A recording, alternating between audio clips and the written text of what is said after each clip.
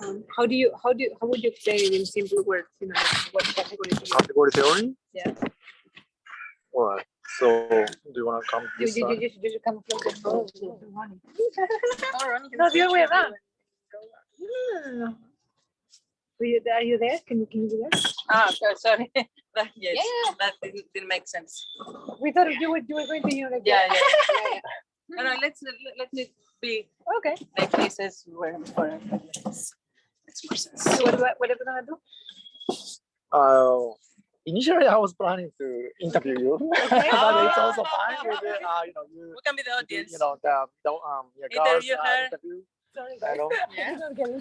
Yeah, but it's fine. So this is second day of the National Academy of what was the name of the thing? NSAS. So what is NSAS? Neuroscience School of Advanced Studies. Yeah.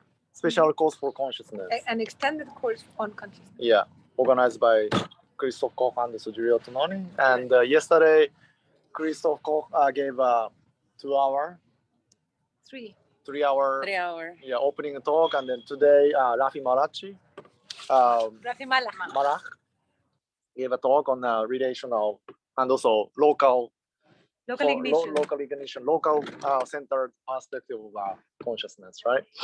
And yeah, so it's basically free chat, and yeah, anything that we can talk. Oh. Okay, you want to start?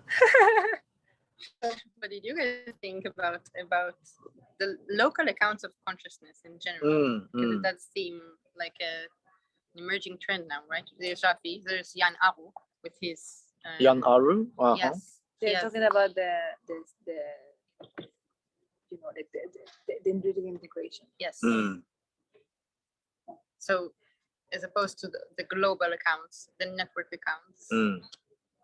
It's interesting because it started the other way around. First, it was all about local, and then first now I heard that we go back to local. I didn't know that the trend is the distributed nature of cognitive functions, and this is what at least how I see the trends happening, and more about how it's the signal propagates, how the areas interact, and how you can have many cognitive areas within the same system.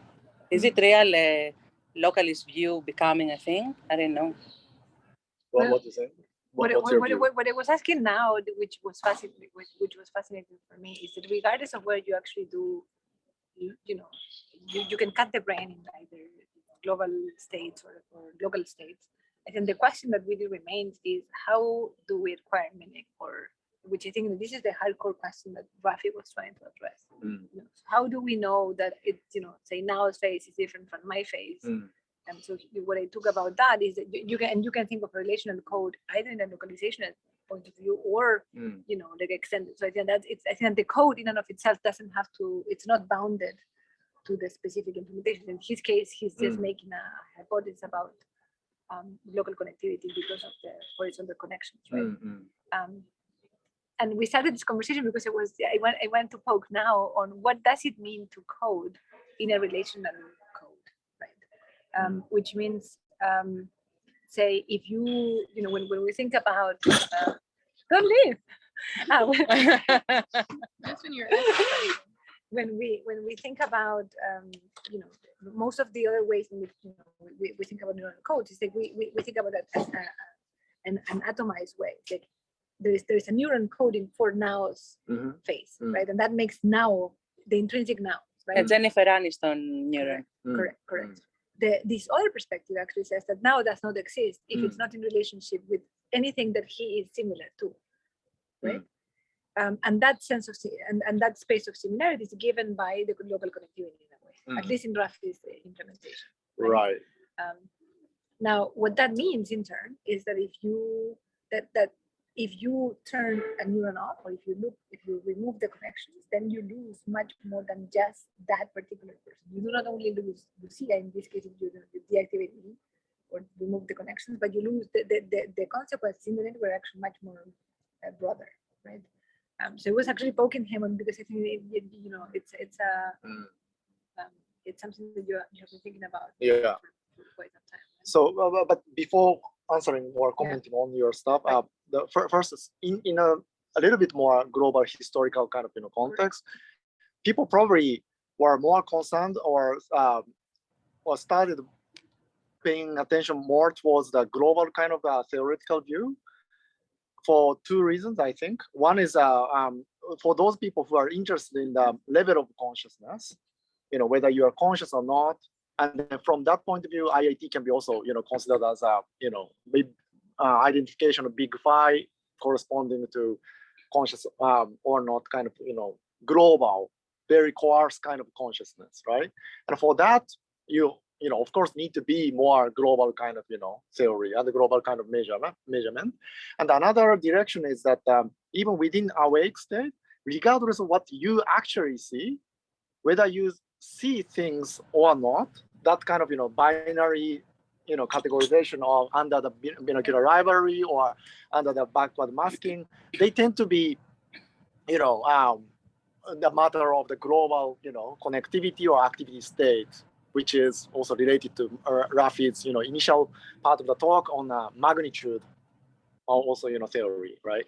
But then over the last 10 years or so, people started to be more interested in actual object, actual thing with respect to other.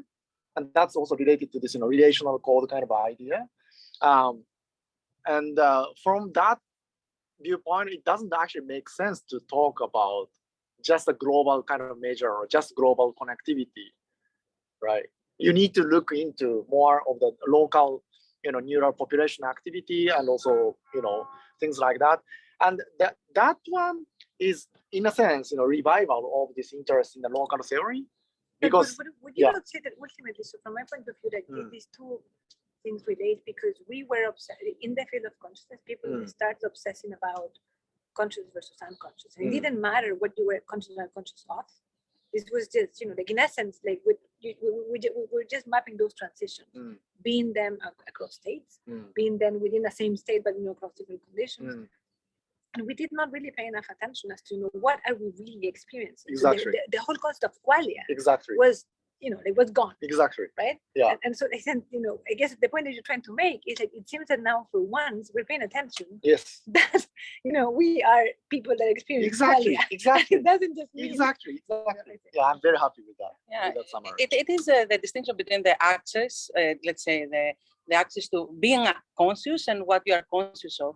And for example, in binocular rivalry, that there is what I'm saying, I'm working on. There is this across the cortex activation in many areas, but that can be you have first the substrate of being conscious, and then locally within its area or a combination of some subnetwork, you can study the content.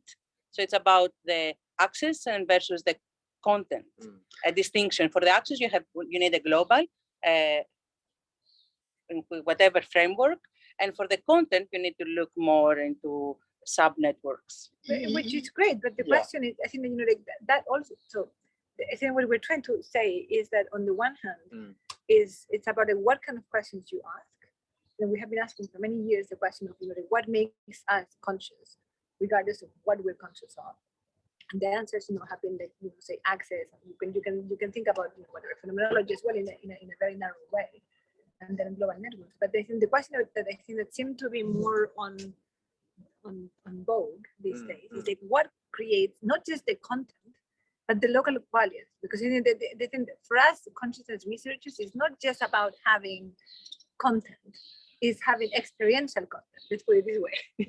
Things that like I happen to. But the problem in Rafi's view with the localists, as we said before, I mentioned, is that it is very experimentalist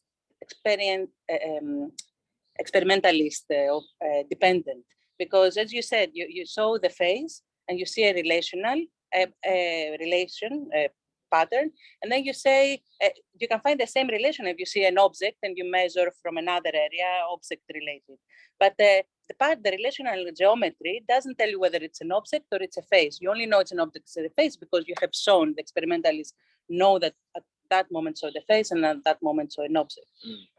But the relational geometry will be the same. So from the relational geometry, you can know that you might be conscious of a content. You have a conscious content, but not of which of what. Yeah. So with that, IIT would actually say that the meaning of local connectivity or local relational coding, according to Rafi's concept or framework, needs to be given by the embedding of the global context. The reason why FFA is related to face perception is because FFA as a whole and also individual neurons are connected with other areas, distinguishes that, okay, so this neuron is activated in this kind of pattern that is about face. That is only defined through the connection with respect to the others. With respect to the others, that forms this complex of the field of conscious experience or possibility of all the conscious experience. But can I, so what I understand from that is you're saying that, okay, so these are all structured theories. Yes. Yes. Right? And that there is local connectivity that determines the individuation between those particular contents. So to speak, they say they take faces. Yeah. But then how do I distinguish a face versus an object or versus a sound? Is because of the inhomogeneous network that is embedded into. Because if it were to be homogeneous, then it would be much more problematic. Right. So it's because the networks are inhomogeneous. Yes. That's great. Now, yes. It's not the problem, but the caveat with those accounts is, once again, like how does the system intrinsically has the notion of face or an object or a sound? So it seems clear that the system in and of itself can make distinctions, right? That would really, we can agree on. You could say, okay, because of this network, X or Y is connected in this particular way, is different from these others. So that the notion of distinction comes out of the box, right? But the notion of this is faces, this is sounds, this is whatever smells. From where does that come? So there is, I don't know. This is kind of becoming like an interview to me, but I'm thinking of either two, theories. That's why I want to talk to you about category theory, right? So this is all about in a sense, yes. But the popular theory is coming from either genetics or development or interaction with the environment that defines input and output relationship, and also in a sense matching with the award statistics that shapes one particular area to be more reflective of this kind of award statistics. But that so that is yes and no. So the yes, the part where I completely agree with you is that what you're saying is that through development or whatever RNA tag, whatever you want to specify, the network comes to be what it is, right? And it comes to be what it is in relationship to the world, right? Yes. Like the easiest example is, for instance, phonics. Yeah. We all of us, are born being able to speak to listen to every single phoneme. By the age of 1, we lose that capacity and we don't get it back. Yeah. Right. So the network got set up in such a way, depending on the language that was exposed. Fine. That I can understand. Like that will define, on the one hand, the local connectivity and in relationship to the world. That's all good and sound. Now, and how do I get the experience of a sound? So That's still yeah. So wait till the sound and not the smell. Yeah, I think this experience dependent or environment dependent explanation. It's just pushing the explanation exactly to just word and statistics the and reference, the reference, explain anything. I totally agree. So the other alternative explanation that I was going to say is that there is a law, physical law, that says that particular structure, particular informational structure needs to be associated with this particular experience. But that begs so that from my point of view, so I hear that. I find it interesting. But I think that is to say, okay, this is a cap just because I said this is a law. That's a bit different, I would say, because what I'm saying, give a actually prediction about, let's say, congenitally blind people or congenitally deaf people, right? Like somebody during the Rafi's lecture asked a question that, okay, so if this is actually correct, then congenitally blind people should not see anything, right? Like when he talked about Charles Bonner syndrome, but I don't think that's true actually. And there is also some kind of controversial evidence suggesting that congenitally blind, congenitally deaf, congenitally, paraplegic, without limbs and so on, those people actually dream vision, dream sound, dream walking, swimming, and so on when their brain is free running. And he also demonstrated that they actually have hallucinations, right? But that's after the child spontaneous people tend to have a I see. prior experience. I see. And then, so that's actually, I put the explanation to the environment interaction, right? I see. But the congenitally blind people, congenitally, deaf people just don't have that interaction with the, world, but it's only coming from genetic interaction or, association with other intact sensory modality, which is actually also plausible. It depends. I mean, there is a famous blind person in YouTube who talks about what it is to be blind and takes questions. And the question is how they dream. He was basically saying, I dream as you dream vision, but Yeah. I dream I don't dream vision. I dream, I don't know, feelings. I dream sounds. I dream any sensory I'm used to. So it's an anecdotal, of course, but yeah, I don't know if it is a thing. If it is. So that's I want to actually believe in that kind of report, and eventually, the theory of consciousness way advances, in 10 years, 20, 30, 100 years or so, will be probably finding the particular kind of pattern connectivity and also its informational structure in particular area of the brain corresponding to the particular structure of the qualia, corresponding to that. And that's the one that I'm trying to examine with the category theory or qualia structure project. I want to drag you back with the category theory because it's easy when you talk about an object to understand like the relations of this object to other objects, but objects are not really like outside the lab or even inside the lab. The face that you show. So it's not just the face, right? It's even the background. So that's relation of the color of that background to all the other colors of all the other backgrounds that there can be, right? Because like each of these elements is represented. Yeah, but I was actually going to explain about that to you a couple of minutes ago. But under the category theory, things called objects doesn't have to be like objects like this way, or even the neuron or anything. It can be really abstract anything, as long as it satisfies certain kind of conditions, right? So like all possible natural numbers, that's considered to be as one object actually in certain condition. It's weird, but Yes. you can consider that as an object.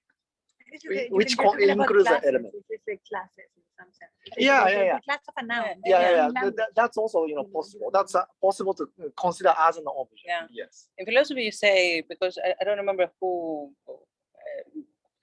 in the 17th century was saying how you separate objects. If you can separate them, like the chair is a chair, the table is a table, but you can also think of the chair. When you see the chair, you already think of a table because together they have their own essence as a unity, as a group. Yeah. And maybe it's the different levels of consideration of distinguishing between different objects. This is you're going. But maybe it's better to just to complete my explanation because it's a bit confusing if I stop here, right? So the object in category theory is something that is very, very abstract and can be anything. And one particular possibility is one particular qualia, but another completely different kind of candidate of the category related to the brain is the state of the brain. Okay, like state of the as a one object. And then arrow from one object to another object means that the possibility of the transition within 1 second, for example. All right. Then that means that you have a state A to state B. That's two objects. But this one doesn't actually constitute a category because if the state B goes into state C within 1 second, these two arrow predicts that for this three object system to constitute a category, A has to be able to go to C within 1 second with this arrow. But that doesn't happen, right? I mean, that doesn't guarantee in this particular case. If it is, then these 3 objects plus 2 arrows constitute 1 category. So if you want to, the original question that you asked me at the coffee table is that is it possible to make some kind of empirical question to test the category theory? And the simple answer is yes. It's super easy because if you think about some kind of candidate object and the candidate arrow, and then just check this compositional property, and if it's not satisfied, then that's not a category. Sorry, this was very confusing. Sorry. Like, Yeah. let me see what I understood from what you said. Yeah. So it's what makes a category is to have nodes and have states, and those states have objects. This is what I mean. Like, objects have nodes, right? Arrows, yeah. And nodes, states are different. What you call states are different objects, right? And transitions are your arrows. Yeah. That's one possible. Yeah, I'm simplifying. Okay, I'm simplifying. Great. I have my states. I have my transitions. But it will only constitute a category if it fulfills some property. Yes. Like for instance, one property would be that it is a category only if the transition is 1 second. So it can go from A to B, from B to C. If you put that condition of 1 second, then it does not become a category. But if you define that arrow as a transition possibility, then this constitutes a category, right? Because if A can become B, and B can become C, then A can become C. This arrow, 2 arrow composes into 1 arrow. That automatically actually satisfies two more conditions for it to be category. But this is perfect category. But my brain. Yeah. My brain's state. Let's forget about the brain, because that's implementation. Right? I'm trying to understand, like the distilled version of categories here, because that relates to language. Ultimately people just in the semantic domain, right? So what would in simplified terms, forget about the brain, like constitute the minimal conditions for your category theory to exist. So you have to have a space of possibility. So from A you have to be able to go to B to C to D and many different states. Is that what then makes a category? No. So the objects is very abstract, and it can be many things. And then I'll give you another example. Let's say, one of the category that I proposed was a level of consciousness category. Yeah. So this one object could be like, maybe only 3, right? Death object, and anesthesia object, and fully awake object. Okay. The arrow is the something is larger than other thing in terms of level of consciousness. Yeah. And then if you define that, then wake to anesthesia, there's an arrow. Because awake is larger than anesthesia in terms of level of consciousness. And awake is also larger than death in terms of level of consciousness. But here, this is not super. Let me pause you here. Yeah. So does it mean that say if I take the negative numbers and the positive numbers, I can do the same exactly, right? I could say, okay, I can go from plus 100 to 0, so that would be a state, and then from 0 to minus 100. Yes, so that's also a category. Yes, exactly. So here, the arrow relationship is defined as a same or less than, or same or equal to. So anything that is ordinal in some sense would fulfill a category. Anything that is intensity, as long as there is this equal sign as well, which is kind of important. Exactly. But I'll just equal sign means that it has to be symmetrical. Is that what you mean? No, that's important actually. It doesn't have to be symmetric at all. And in general, it's not. So when it's not, is it not a category? When is it not? So, for example, in that case of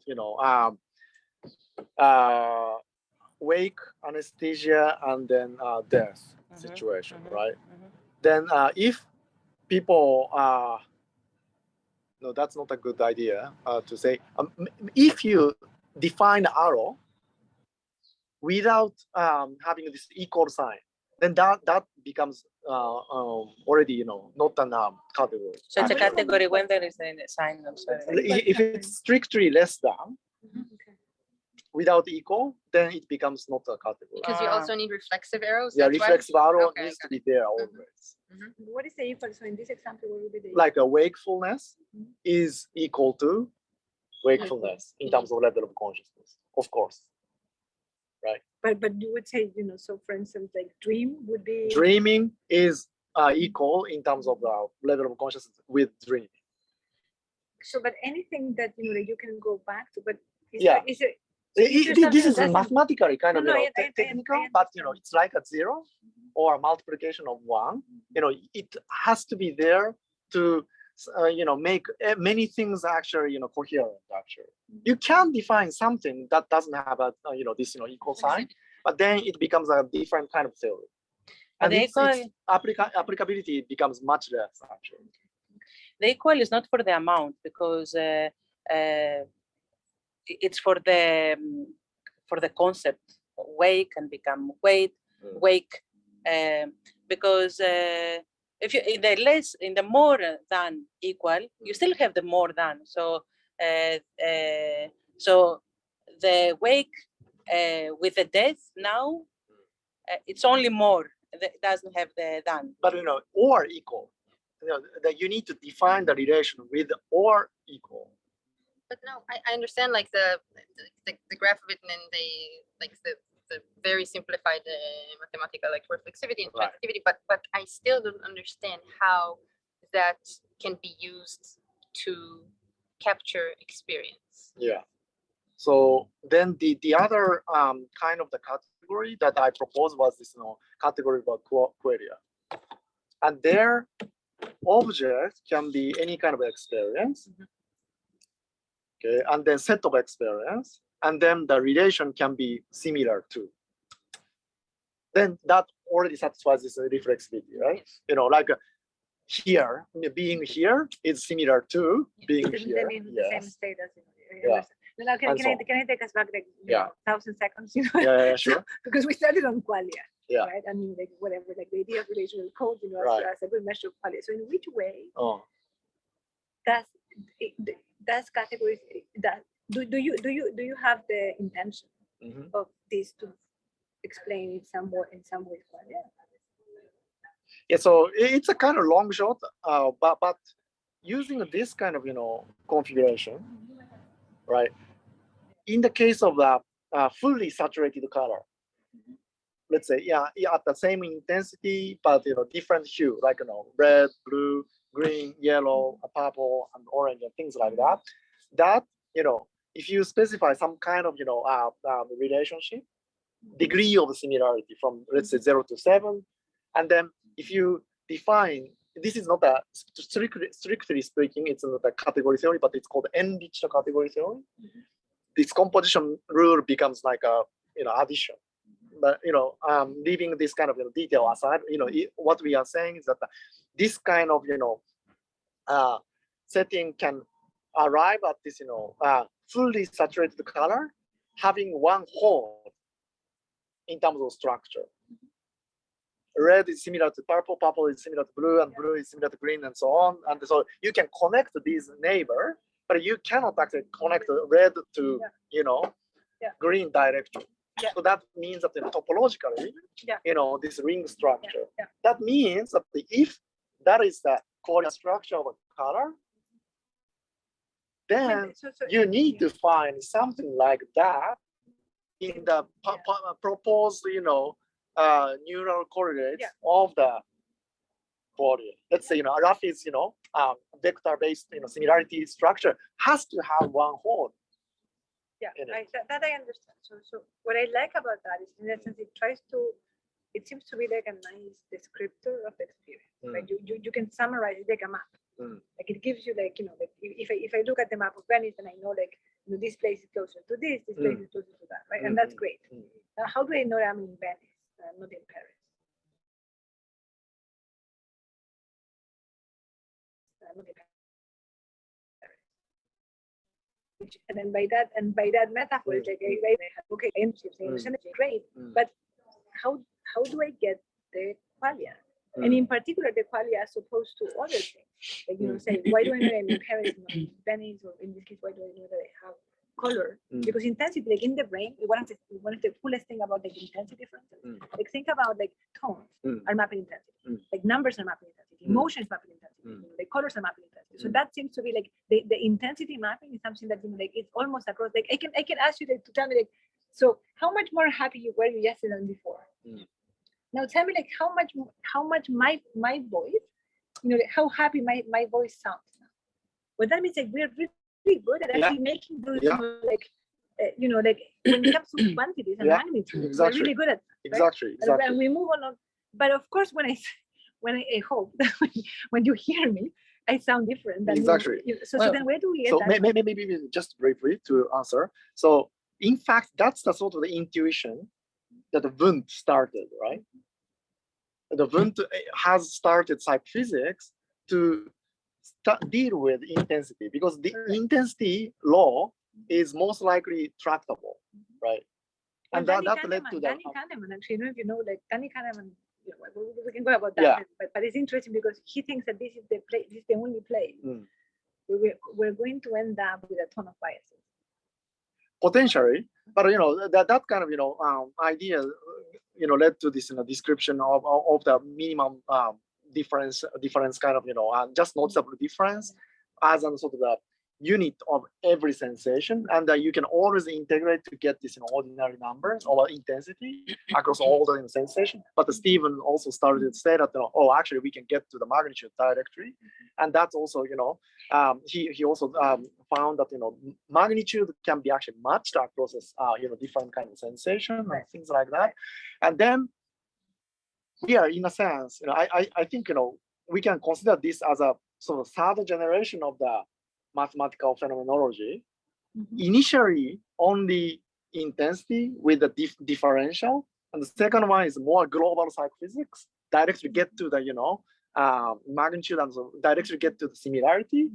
And then now the third generation would need to consider the similarity structure across the qualia, and there I think there should be, that's my hope, across different kind of qualia there is an interesting relations probably, and that needs to be, you know, quantified and also, you know, tested by the psychophysics experiment, which I think can be done. It's very difficult, but something's very different in terms of the modality could be actually promising, like, you know, Julio's, you know, space, and also, you know, color, or space and emotion, or space and time, or something like that. That also Julio is probably thinking right now, right? And something of these type of different quality kind of structure, if we can characterize in some way, then you can also start to probably think about how they are connected, not only, you know, intensity domain. And for that, in terms of space, I'm thinking one kind of concept that is very close to or related to the category is topos. Topos is it's like you know, for visual psychophysicists or visual neuroscientists, it's very fun, kind of nice mathematical concept actually. It's like you can think of small things that are tiling across the space first, right? And then each of these tile has potential to be painted on it. So it's almost like a phenomenological version of the pixel of the phenomenological version of the, you know, Treisman's feature integration theory. And then each of these pixel is actually related and connected, and as you know, closer the distances, it has to have a more stronger interaction. And also the things, pizza topping like thing on top of it itself also, you know, interacts. And then when this actually aggregates into larger one, then that can also a very different explanation now. So let me just again go back to what I heard. So what I heard is, in some sense, so I agree with you that Wundt was trying to do like intensity, and like, the whole idea of, you know, thresholds and etc. Yes. Now, like, you know, fast forward in 100 years later, we know that, like say neurons in motor, in parietal do actually do this intensity. And we can do that, like across music, language, like sound, pain, and so on and so forth. Right? So I think it seems to me that, intensity matching is actually something that we're really good at. And we can do it, and even for extremely abstract, like how guilty do you feel? Like how empathic are you? Like how likely are you that SpaceX? You can even think of probabilities of like improbable events, right? So we are very good at like doing things in abstract even thoughts, right? So which have nothing to do with qualia. What I would actually argue, but I would argue that thoughts actually use exactly the same machinery. This thought is very different from this other thought. Like, and we do all those sorts of, like, so I would say like, this is a very basic operation. I am totally with you that it's a computation. It's fundamental. But Can I? Let me finish that thought. So it's fundamental for perception, right? I'm totally with you, but in terms of like the building block. Now, I don't understand how do I get from there to then the specificity of the experiences, right? Because what this tells us is like this is a computation. It's like predictive coding. Like I can replicate the very same machinery for everything, right? Which is great, but it does not explain me, in terms of local qualia, right? It gives me a law, but doesn't give me then like why is this yellow and not. Yeah, so I'm just I think the intensity as a sort of common currency across everything that we can experience could be a very interesting idea. On the other hand, I'm not satisfied with that because, especially for example, in the case of color, there are many cases where within the same kind of the category, similar, abstract feeling and a similar level of the, complexity and everything in terms of subjective feeling, but you can't rank order things. You can.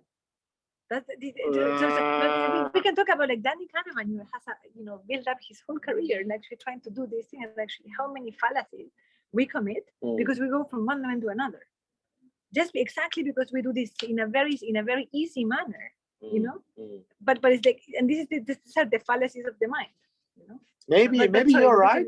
She was trying to say something before I interrupted you. Yeah, I hear that your question is about selectivity. How some neurons are active. No, it's not about selectivity. No, it's about like what I understand is like this is a very like powerful general principle. And then you're trying to build up, from a law, something that is generative. And in that sense, like I say, it's like language. You start with very simple rules, and with merge, you can end up with, like thousands of different sentences, which is great, right? So in that sense, it's nice and it's beautiful because it's literally like syntax, right? But in the language, and I've asked you this before, right? So to me, like this nuanced distinction in language between syntax, which give me the structure, I can build like ginormous traits and I can reuse it, and it's generative, it's beautiful, but it doesn't have meaning, And so what I'm asking is, what is the meaning? And in this case, the meaning is where is the qualia? Yeah, so that's the today, Rafi actually said exactly the same thing that I'm also thinking. Sarso's, idea of meaning coming as a package, basically. Like you understand mountain, the word mountain to signify that mountain, because other possibility of the words like a river and so grass and a table and chair, that is not that. And signifying or hearing mountain means that out of this potential vocabulary that you have, and that's the reason why you can see you understand what that is called mountain. But if what he doesn't actually tell us is that what's the kind of procedure where when the baby actually first learns the first word, right? And usually that is explained by this embedding or interaction with the environment, and also gene and the development kind of interaction. So in the case of a word, that kind of explanation probably makes sense, I think. And also word case, because it's in the end, we can't actually find one particular law that connects one. But But perhaps my metaphor was wrong. So what I was trying to tell you is that in language, there's a distinction between like syntax, which is like function, it's devoted, it's just a computation, and then meaning, right? But this was just a metaphor, you know, to then bring this back to our discussion, which is like, it seemed to me that what you're trying to do with the category theory is build up a sort of syntax, a form of a computation that is actually it's a structure that's similar across many different spaces, which is the great because it brings compositionality, it really simplifies, and you know, like it discretizes and it describes things in a really, you know, powerful way. Now, what loses at this, the price that pays, and this is how I hear it, is it does not give me the local qualia. Like, how do I know that this is a structure of color as opposed to this is a structure of, you know, sound, and this is the structure of pain, and this is the structure of smell. So what I'm saying is that if you want to include that, then you need to include this, you know, category as a sort of a, you know, it's a different level of the abstraction. No, you know, and you put more and more and more. Then you build that. What you're doing now, you're building a tree for me, right? But it doesn't matter how many nodes you put in that tree. It still begs the same question. But look at synesthesia. You have the same stimulus, but you have a different qualia than someone who doesn't have synesthesia. So this indicates that it has to do about the structure of the brain, how it is structured. No. I'm absolutely with you. Like, but that's something, you know, yes. On the brain, I'm absolutely with you. In the brain, it's complicated. That's also. So you're asking the hard problem of consciousness? Yes. Or why? Yes. Yeah, we are only talking about We're only talking about. So just to answer your question, right? So how the sound is different from Color. you know, color And is pain. the pain is the level of the category theory. You know, you can do many different things, but you can think of the category of categories. Yeah. That's one way to do it. No, I know, but now Right? what you're doing is and now you're building me like another, like you're starting with one dot and then putting me 2 dots and then 3 dots and 4 dots And then you group and it as, you know, I get it, category of the sound. Yeah, of course. And then, Yeah. and then you can do the same thing and With the, you yes, know, and then you can do it, and then we can actually have like a rain of clouds. yeah. And then what? And then I still. And then, you know, there The relation. the relations between these Yes. are the ones that are hopefully, you know, characterizing why this is that. Yeah, yes, but the problem is that, you know, like I understand what you're trying to say. You know, the problem is that this is just generative. But again, it really does not build. You know, imagine that, you know, like now I have. You know, what I'm trying to say is the following. So imagine that I start with, you know, 3 categories. Let me just give you an example. Actually 2. You know, so I have, you know, whatever. Let's not even put them, you know, like qualities, like category 1, category 2, right? And then suddenly, you know, like I have like the 3rd category. What does that mean with the other 2? Like, just by mere virtue of actually adding a 3rd one, then I actually, you know, what happens with the qualia, the local qualia of the other 2? It must actually change. Yeah, it right? would. It would, right? Now, what that means is that, you know, there's nothing like that brings the soundness or the, you know, like colorness, because it's all in relations. So the more I add, the more I lose the thing, right? So then what that means is that there is no reference, there is no stability, right? So this means that internally, I actually cannot know what is what. Yeah, so you know? maybe more. This is already like the past 1 hour, so nobody is watching possibly. But so I'll tell you. I'm trying to. Yeah. I'll tell you the most radical idea that I'm having right now. Good. Right? It's called relational monism. Yeah. I think what exists in the universe is in the end only relations. Yeah. But that you know, I love that explanation. Yeah. It still leaves me, you know. And that means that, you know, color, where, you know, color for us, who, for example, you know, has a sound and also, you know, emotion and so on, means different for those people who has only color and emotion. And even for those people, color doesn't feel like color actually. It feels like the relations between pain and sound and. Well, you can't distinguish. You know, that's something that probably Julio will probably talk about, right? Like, you know. It seems that we need to ask somebody to actually exactly what is it on. How about in mice? I think they say that at eye opening there is already activation in B1 in directions. So that comes already without having seen anything else, without having anything to compare and relate with. You can have the perceive. We don't know if they perceive it, but at least they react to I mean, what that means is that, like, so it's, this goes back to the implementational level, but, like, we are, we are living in a sort of a brain that puts a set of constraints, right? Like, I'm not a bumblebee, right? So therefore, like, my visual cortex will only have certain kind of patterns, certain kind of connectivity, and that is actually, you're right, that's determined by the genes. Like, I cannot grow like a, whatever, cerebellum like a mice. Like, even if I want, right?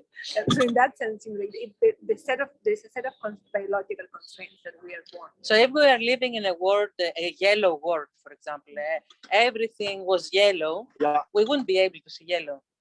No. Except if your brain already has a possibility to perceive every other even color. if it doesn't see it, only for the possibility can relate. Yes, can apply the relation. The possibility relates to the thing about in the mountain again, right?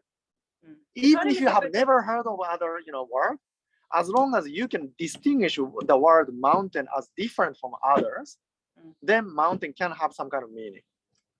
Okay. And similarly, even if you have only seen yellow throughout your life, okay, but if there is a possibility for you to be, come to this location and see the sea and then see the, sky, and then at that point, for the first time, you can see the color of the blueness. Only then I'll see the yellow. Then, previously you were probably seeing it. You were seeing it, but you don't know probably how to call it as yellow. But so this is the kind of thing that philosophers should actually think about more carefully about this. Mary's, Mary room kind of black and white. But this about knowledge argument. But so I always thought that that was very, very bad, poor philosophical thought experiment, because if Mary can experience color, she doesn't know anything. Then it must have been the case that brain has already capacity to experience color, which should have been potentially activated by accident during the dream or during the mind wandering and things like that. So it's very unlikely that Mary has never experienced anything like a color. So if Mary has anyone doesn't have the possibility to experience anything else and only sees yellow, wouldn't see yellow. Yeah, then when she actually comes out of the room, then she wouldn't also see the world as colorful, because she doesn't have a capability. One thing we need to understand is that it's not that yellow is in the world, but yellow is in the world through our eyes. Yeah, yellow is the world. It's in the world through our eyes, through our brain. Yeah. So if you're a bumblebee, again, like that's what I'm trying to say. If you're a bumblebee, like yellow might be very different. Like this idea of what does it like to be a bat? But your thesis is that we can only perceive qualia via relations. So but in your brain, not in the brain. It's just a solipsism. It's a very solipsism. Then you have with the matching, but in principle, it's a solipsist idea. Right? Probably no, because I'm super radical in that sense. Because if you really start to think about down the bottom of the physics and so on, like quantum mechanics and things like that, it seems like what exists is only through relations. No, it doesn't matter, but I guess there's two possibilities to think about this. I have two relationship with borders. Like I feel like I am related with Rony, but of course I don't have causal powers onto Rony. But that means is that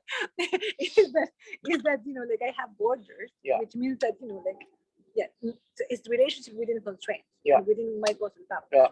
So what that in turn means, is that it's just my biology or my physical matter or something. Right. What that in turn means is that you can think that I can be completely disconnected with the outer world, and so long I have my physical matter connected in a particular way, related in a particular way, I will have that experience. Yeah. So in that sense, I totally like this, IIT's idea of the complex or local maximum of these relations that creates a kind of boundary, right? So that kind of complex actually forms the possibility of relations, and then out of that, if you are in this state, then you can understand what it means to be in that with respect to the other possibilities. And that also sets a boundary. Correct. Right? Correct. Which makes sense to me. Correct. So, but it was trying to push you on the idea of solipsism, right? Because in essence, like, in the purest form, like, of course, we're always connected with the world, and there's the matching problem, right? But in principle, like the initial aspect can come from within, which means that it's a solipsism, right?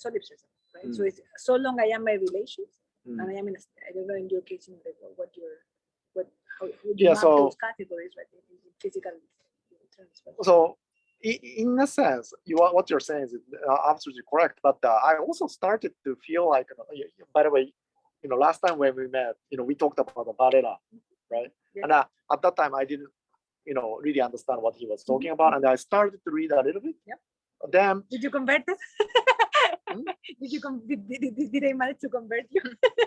I mean, I also don't fully understand yet. I mean, I haven't finished reading the stuff, but what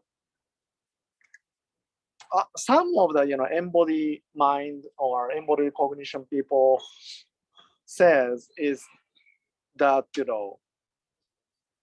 body excludes brain, right? I don't know. In the case of Varela, it was a closed system. Exactly. So in the case of Varela, he is different. He thinks that brain and also neuron is also body, right? So in that sense, what he's talking about is very similar to what I'm talking about. But when you are coming from the camp where actual body is important, or actual interaction with the environment, situated, this movement and the hand, and this is the essence of the embodiment. Then no, that's I would say no. That's very different from what I'm saying. If the brain, neurons itself, that is the physical substance, is a part of the body and the world, then the relations that you are talking about is already outside the world here, and so it's not already solipsism. Well, in Varela, because it's a closed system, it's completely solipsism. But what does it mean to be closed in his case? So in his case, it means that it's like a self-preserving system that so in a way you're really close, and the only thing that you do is like you get to be perturbed by the world. So you only get to sense the perturbations. You're not interacting, like, in the sense that you're not exchanging with the world. Like you have a border, literally, like a border. But what determines the border? I mean, they think that it's a cell. Like they have all sorts of ideas, like about even the immune system and so on and so forth. Right. So that's the part that I don't understand fully, right? Yeah, no, but it's very different from IIT's complex, right? For sure. Oh yeah. Guys, how are you, Gal? How are you? Cooking. Just taking a little sun to try to. The jet cool lag, break, yeah. You just came, right? Just came this morning, yeah. So how many hours? No, but it's not that bad. 6 hours only, right? What's that? It's The flight? 6 hours? The No, flight. the jet lag. Yeah, but I feel okay, actually. I feel okay. Well, wait a minute. For now, Left time, Is 3 hours. the question is how you're gonna feel. Well, no, I don't- around now it should be very I bad. don't get jet lag. Yes, I don't usually get it very much. Try to. Yeah, that's right. Catch some sun. We can finish it, Yeah, sure. shall we? Yeah. But Oh the my solipsism, I Or- thought, is that there is only one mind. Only there is the word is realist, but there is only one mind. There are other What I meant with minds. solipsis is that it's only you're like a closed system. Like then you don't exchange. You can think of like either you exchange information with the world. You always exchange. There is a temperature, Yeah, well, no, but in the income flux. But in the idea of a closed system, you actually don't. You sense. So There's a difference between sensing and exchanging. yeah, that's You totally know? fine in terms of the description of the things from third person point of view. Mhm. But what I'm actually still not really getting out of this neurophenomenology project that Varela wanted to do is that whether he is actually in the end claiming that a single cell in my body is conscious on its own, and also I don't think organ that he itself was- as no, another I border, and then brain has another border, and the No, body yeah, has yeah, another I border. understand. So I don't think that actually he was explicit about that. I think Right, that, I think they were coming from the cybernetics. So I think that the idea, I don't think that he mapped that out into like the brain, like what he was trying to say is that we're more than just our brain. The way in which we interact, because it's the whole biology in some sense plays a role. I don't think he was explicit as to where the No. borders are. And in fact, it's very unclear what he was actually thinking in terms of the qualia or where it comes from. I don't think he was thinking about that At all? at all. To be honest, I think he had the project of trying to get at that, and that's the idea of the neurophenomenology. But I don't think that. I mean, he had this idea, which is interesting. Like the only place where he was really vocal about was on does conscious have causal powers on the physical world, right? This is the only place where he was really trying to. Can you say that again? So he because you can think of consciousness as like say an identity, right? So I have consciousness that is completely detached, like from my like. So what does I don't know what your philosophical commitment is, but so if I take IIT, you have the causal structure in the physical world, right? And you have an identity with your qualia. Yeah. Right? But that's an identity. That's a philosophical identity. Right. What that means, in a way, which is weird at the same time, is that you could say that then this means that consciousness in and of itself does not have causal powers on the physical world, right? So Varela was not making that claim because he was thinking about emergentism, right? At that level, I'm totally But actually. let me finish. Yes, right, go ahead. It's obvious why it's important because since he was not making an equal sign, he thought about emergentism. That's why they give dynamical systems and so on and so forth.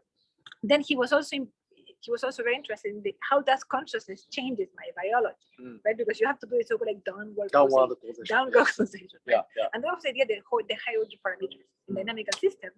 You actually look at high order parameters, and the idea was that those would actually lock the lower order, and that's how you would actually create you from the mind, whatever that was, you would change your brain, whatever that was, right? So that's the only place where he was explicit about how qualia the mind in that case. But beyond that, the project of neurophenomenology in and of itself, I don't think it was committed. It was a project whereby they were trying to put the qualia into the field of study, right? And it stopped there. They were not explaining you why green feels green, or why blue feels blue. They were just saying. But he actually studied the color, right? That's very interesting. Yeah. No, he did, and not only that. And he was also doing the apparent motion. Apparent motion. So they were like, but you would say that the Gestalt people already did that, right? So he was just a Gestalt. Gestalt. Exactly. Right. Like much like Wolf, right? They Zinger. Yeah, exactly. Yeah. So I think they come from that philosophy. Right? Yeah. But it stopped there. Yeah. They were thinking like a Gestalt, which in essence tells you that there is loss of perception. Yeah. So the perception is not disorganized. Yeah. It has laws that we need to understand. Yeah. Right. And those laws hopefully one day will map into the brain. But if you think like binding by proximity, all of these things that we know, like from and actually the idea that this technique is more, the whole is more than the sum of the parts. Yeah. So that is but it stopped there. So I don't think so. There I am. I'm with you that it was just he died too soon. Yeah. I So think that's the problem.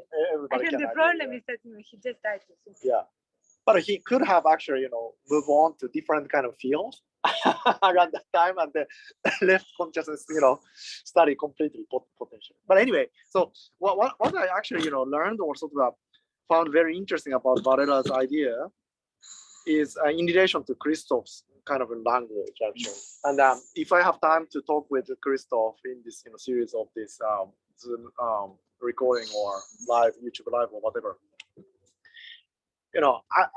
since the time of I was PhD, he's always using this word gives rise to neural activity gives rise to conscious perception, right?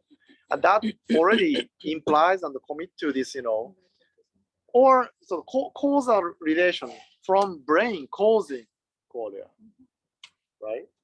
Because that is the meaning of the gives rise to. I think it's just a misuse of the expression.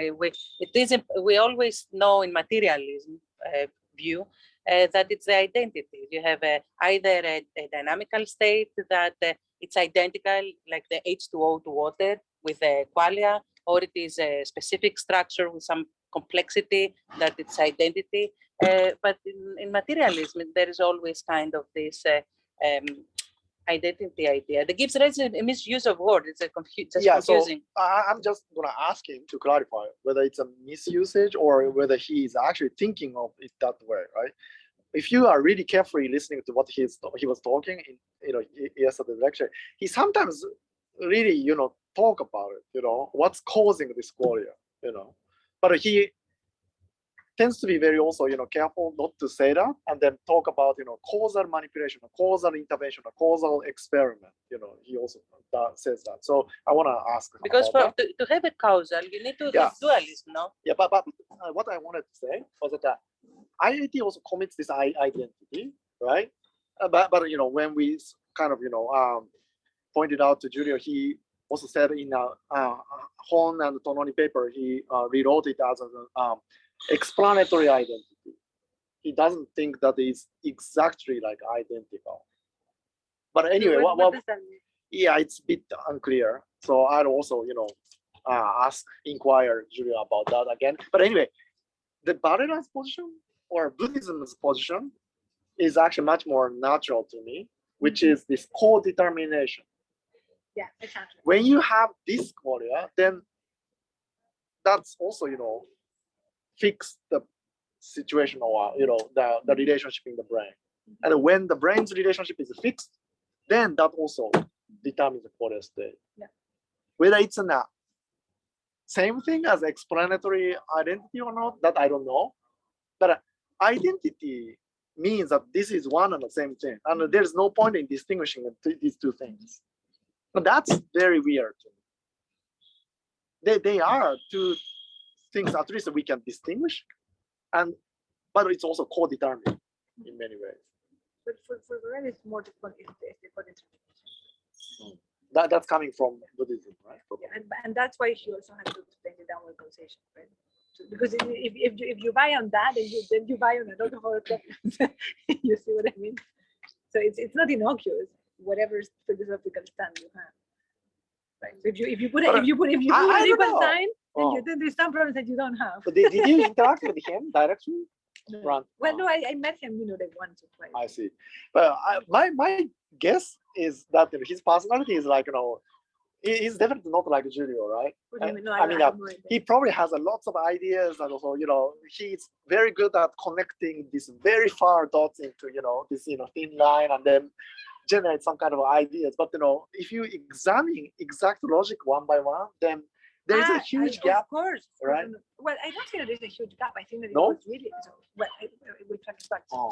I think that it was an initial thought. Now, Oh. I really believe that this is not. It's not a theory whatsoever. It's not hash out. Oh. It's just an intuition. Right. So he had perhaps 5 years or 10 years. I don't know how long he thought about it, but not that long. I can tell you, by how mature the thoughts were, he was not obsessed about this for that long. Okay. It's not, it has some nice intuition, Oh. but yeah. Yeah. Then you stop there. I mean, yeah. So I would be very interested and inspired by some of this neurophenomenology kind of ideas. But it's not like completed, right? No. I think So, the idea of the neurophenomenology, if at all, it was more to. So he has some ideas, but this when I read the papers, I cannot really understand what he means. The only thing I take in praxis is this sense of taking phenomenology for seriously, and then try to make a mapping between phenomenology states and the brain. Yeah.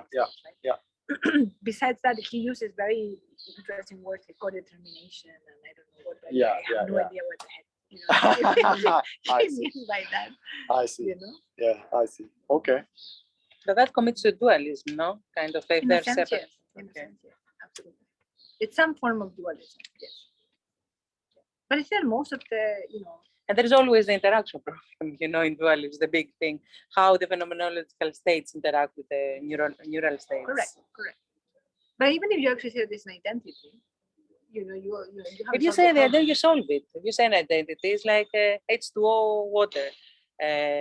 You just don't have a problem anymore at all. That's his way. You don't have a problem. But when you don't, I'm not sure you don't have problems. You just make default assumption. Which you think that you can stop having a problem because you dissolve it. Say like, I declare that now is night. And if I do that, then maybe I don't have the problem to explain it why this day and night. Yeah, it's a You see what I mean? hypothesis. It's a nobody It's says that we can philosophical know. stuff. We can know whether it's identity or Correct. dualism. We don't know yet. Correct, so. correct.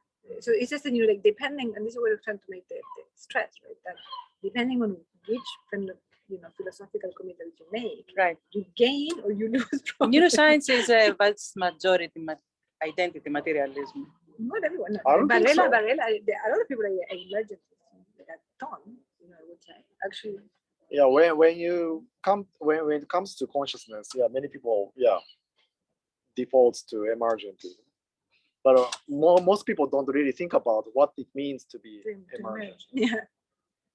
Like weak sense of emergence or strong sense of emergence. And if it's strong sense of emergence, is it actually different from panpsychism and things like that? Yeah, but it doesn't really solve the problem. Yeah. All right. Maybe. Shall we go? Yeah. It's starting. So I wanted to finish. I wanted to then go again, over the